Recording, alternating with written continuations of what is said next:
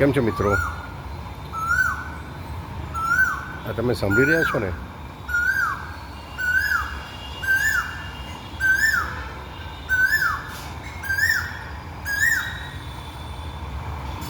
મારા ઘરની બરાબર બાજુમાં એક પીપળાનું ઝાડ છે, ઘણું લાંબુ ને મોટું.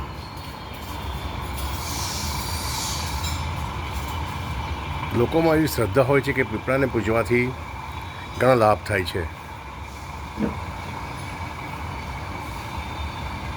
પીપળામાં ભગવાનનો વાસ હોય છે. ઘણા લોકો એવું પણ માને છે કે પીપળામાં ભૂતનો વાસ હોય છે. સાચું સત્ય શું છે એ તો શોધવું રહ્યું, પરંતુ હાલ તમે ખૂબ સરસ કાબરનો અવાજ સાંભળ્યો. આવો દરરોજ અવાજ અમારા ઘરમાં સવાર સાંજ બપોરે અમને સાંભળવા મળે છે.